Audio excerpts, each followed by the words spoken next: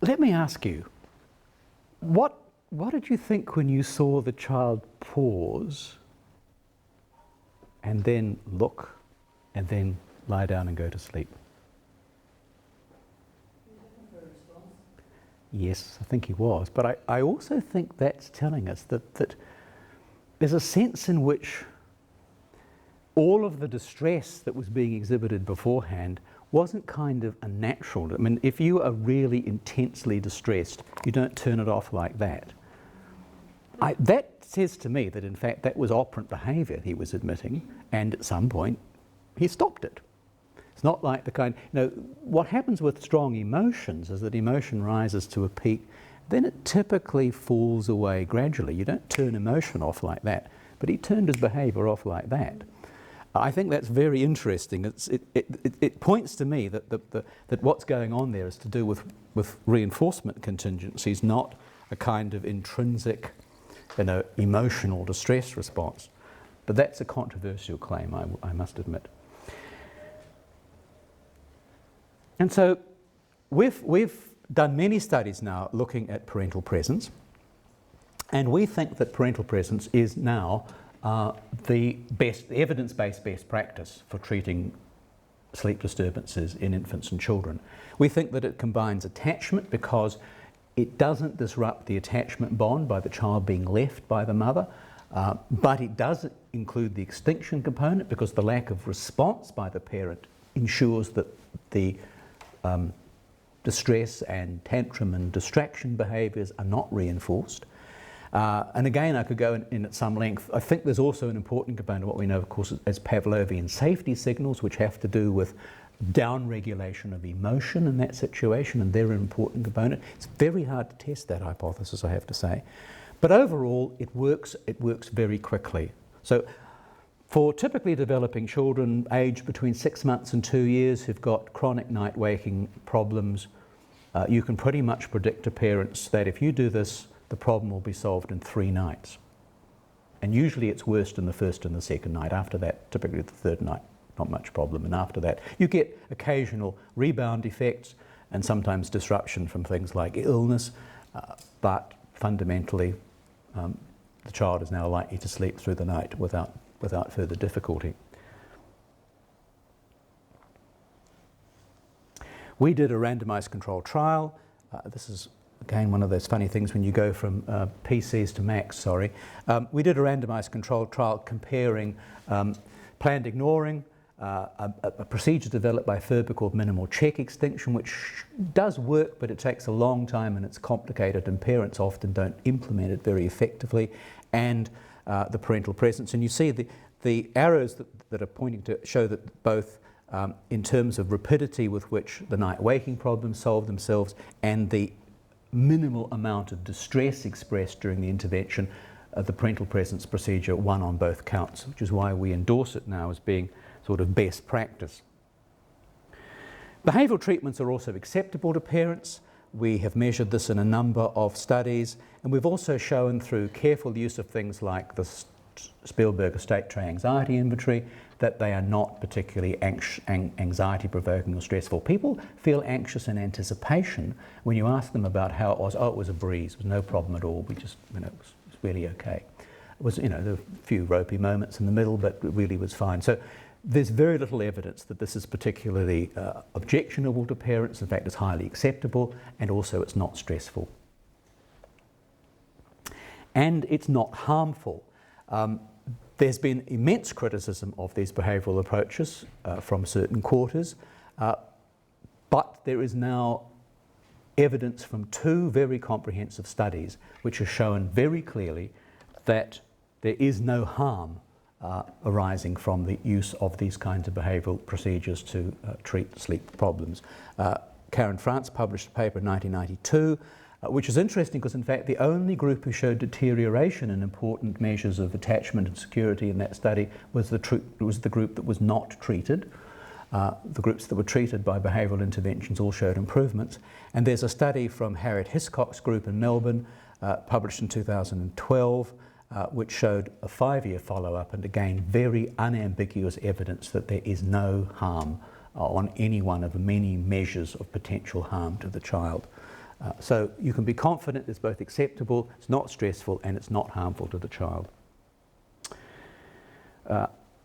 We've just finished a study, a bit of a heroic study because it was conducted during the earthquakes. One of the unanswered questions that we had was, we've based all of our claims up to now really on the parent diary data, but is this reflecting what is actually happening to the children's sleep? And so we managed, with some difficulty because this was all done during a period of major earthquake disruption, we managed to get video somnography data from children and what that's shown in the far panel, and that shows very clearly that as the evidence from the parent diary shows the children's sleep improving from the parent's perspective, the objective evidence from the video somnography shows that the quality of the child's sleep was simultaneously improving. So I think there's no reason to think that it's all just based upon parents' kind of wish fulfillment either. Let me say a little bit about, I'm going to have to speed up a little here I think, about problems in children with autism spectrum disorder. This is not an area in which I have any expertise, I have to confess, although we have recently just put in a grant to do a randomised controlled trial of 3 different interventions, including parental presence for children towards the severe end of the ASD spectrum. But Mandy Richdale suggests that at least half of children on the ASD spectrum will have sleep problems at some point in their childhood. So again, it's epidemiologically a reasonable problem. There are 2 recent studies, one of them done by Richdale's group in Melbourne, Australia, published in 2005, and the data here, I'm just going to show you the data from the children with ASD, all shows, using multiple baseline across behaviour designs, that the intervention here was actually just planned ignoring. The parents were given the option of planned ignoring or parental presence, and in this case the parents consistently chose the planned ignoring procedure, and that's absolutely fine. I think informed choice is excellent, and you can see with respect to all of these dependent variables that the consistent pattern is that where there's a problem, it is improved by the intervention. That's the number of nights the child fell asleep alone and stayed in their own bed, and the number of night wakings. The second study is an interesting one. It's done by an Italian group, Cortese et al., and this is a randomised controlled trial which compared the use of melatonin as a pharmacological treatment, which is widely used for treating sleep problems in children with ASD, and what they describe as a cognitive behaviour therapy intervention, but it is essentially just a fairly standard behavioural intervention about setting up a routine and withdrawing parental attention. And what happened here was, I'll just show you one set of data. It's very clear that the placebo group did not improve at all from baseline to the 12-week assessment point. The biggest response was in the combined treatment group, melatonin plus the behavioural intervention. The behavioural intervention did quite well on its own, as did the melatonin on its own. So out of that, and incidentally those differences are statistically significant, all of the dependent variables showed much the same pattern. That's actually that sleep onset latency data there, suggesting that the combination treatment is probably the treatment of choice. We've just completed one study by a student, Jane Charlson, who was asked by a group of parents in the North Island of New Zealand if we would investigate the use of weighted blankets, which promoted by some physiotherapists as a useful treatment for children with sleep difficulties who've also got on the autism spectrum disorder.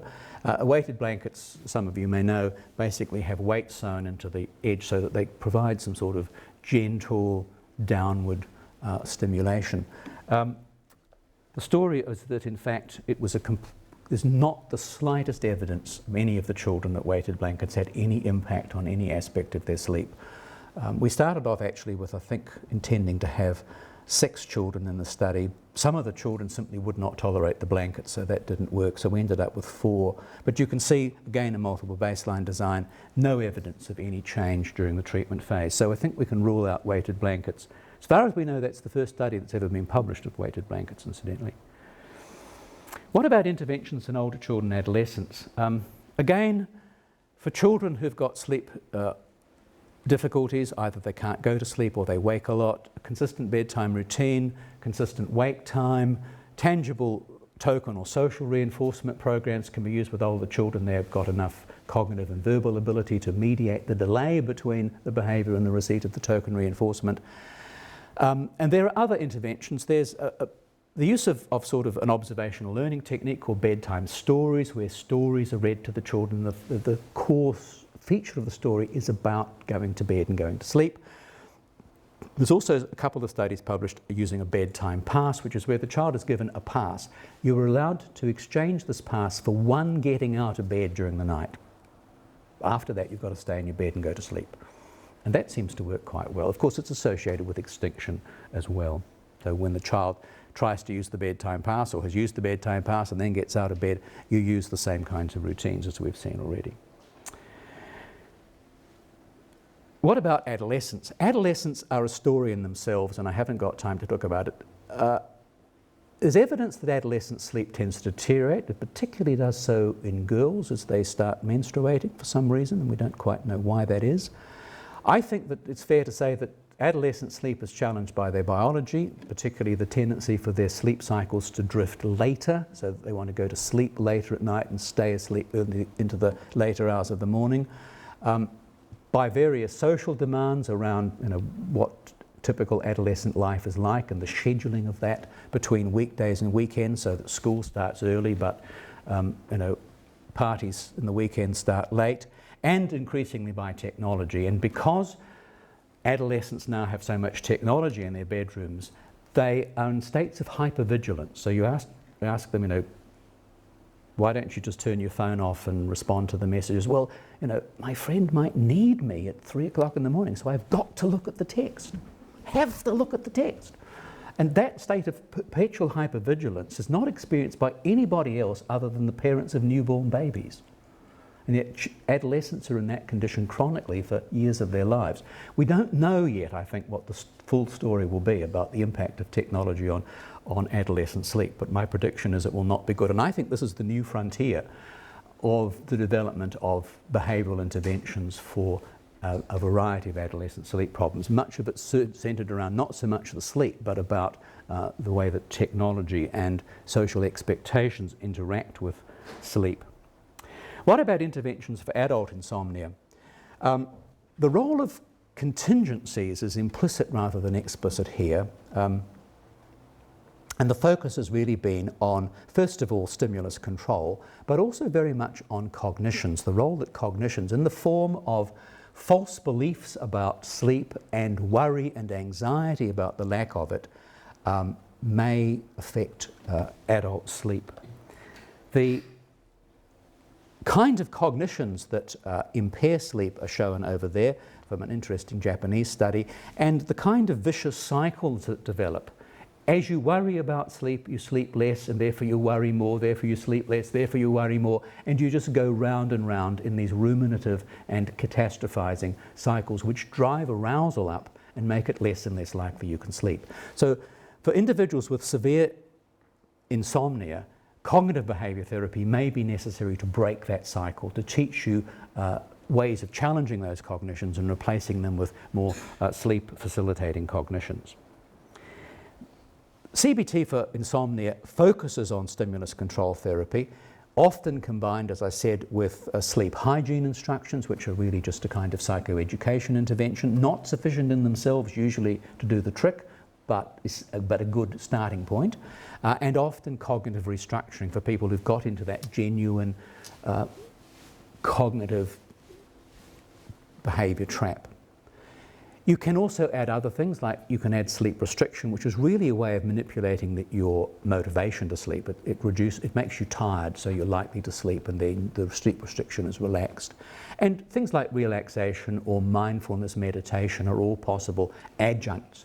But the heavy lifting in treatment of adult insomnia is undoubtedly done by Bootzin stimulus control therapy. It's known to be effective. Here's an early example of a reversal design actually done in the 1970s. I wouldn't do the research this way anymore, but it's quite a nice example. There's now a whole lot of randomized controlled trials which have produced big effect sizes, better than 0.8 for the effect on sleep onset latency, and medium effect sizes on night waking. And when component analyses have been done, it's always the stimulus control component that emerges as being the most important component. What about sleep in older adults? There is a kind of view that inevitably as you get older, sleep will deteriorate, but this is not in fact inevitable. The amount of sleep that adults need does tend to decrease as they get older. So you are not going to sleep for 10, you might have slept for 10 hours when you were 20. At 80, you are not going to sleep typically for 10 hours a night. You might have to accept that to maintain your sleep efficiency, that is to be asleep for 85% or better of the time you spend in bed, you might actually need to reduce the time you spend in bed. But with that aside, the evidence is that CBT for insomnia works very well for older adults, particularly in dealing with sleep onset problems. Not so good for night waking. And here's a nice example. This is a very recent randomized controlled trial done by Bootzin and his team in Arizona. It looked at community living elderly adults and four groups. One treated with stimulus control therapy on its own, one treated with sleep restriction on its own, that's the kind of motivational intervention, a combined treatment group and a weightless control. And the outcome here is measured by the Insomnia Severity Scale. If you have changed your score by 6 or more points, you can be said to have responded to therapy. If you have a score of 8 or less, your problem is now remitted. You no longer fall into the clinical definition of insomnia, and you can see the circle shows that the combined treatment is probably the best, particularly in terms of the number of individuals who were remitted at the end of therapy is concerned. Just to finish with a couple of things from our lab, I've become involved since the earthquakes in investigations of the impact of nutrition on mental health. And we're doing all kinds of exciting things, including very recently Joanna Lothian has finished a thesis of which she's looked at the use of a dietary intervention for adult insomnia. And this is measuring insomnia using the Pittsburgh Insomnia Rating Scale, where the clinical cutoff is shown by that horizontal line. It's a score of 20, and the cutoff at time 1, which is the pre-treatment, is also shown by the vertical line at 20. What that's showing you, if you look at the panel on this side, is that at time 1, all of these individuals had a rating scale score which was well above the 20 cutoff. So they were selected, in fact, all to have a problem of insomnia. After treatment, 2 of them haven't changed. Their data points lie close to the diagonal line, which is the line of no change. Most of the rest lie either on or below the clinical cutoff. So they've shifted from being in the clinical range of insomnia to the non-clinical range of insomnia. And at the same time, their general mental health and well-being is measured by the total score on the depression, anxiety and stress scale has all showed improvement as well. So that's quite exciting. I think it's one of the first demonstrations that a straight nutrition intervention may affect sleep in insomniac adults as well. Another question we've often been asked, and we set out to answer quite a long time ago actually, was do sedatives work with children? Because paediatricians believe that sedatives work with children, mostly because research has suggested that you get statistically significant reductions in sleep problems with children who are given sedative medication. We investigated this using a single case research design approach, but it was a placebo-controlled double-blind study, so it met the sort of high standards required for pharmacological research. If you just look at the bottom panel, these were the children who were given the high dose of the sedative medication. The first panel compares their sleep behaviour scale scores. there's a way of summarising all of the diary data week by week into a single score, and that's what we've done here to give us a single score. So anything over a score of 3 on the SBS indicates the child is in the clinical range. When we compare baseline SBS scores with the scores during the placebo, there's no evidence of any placebo effect, and you wouldn't expect a placebo effect in young little children, I don't think. These children were aged between 8 months and 24 months. When they were first exposed to the active medication, there was a response in that the scores dropped, but only one child went below the clinical cutoff. When we went back to the placebo, they went back to being more or less where they were before, a bit more variability.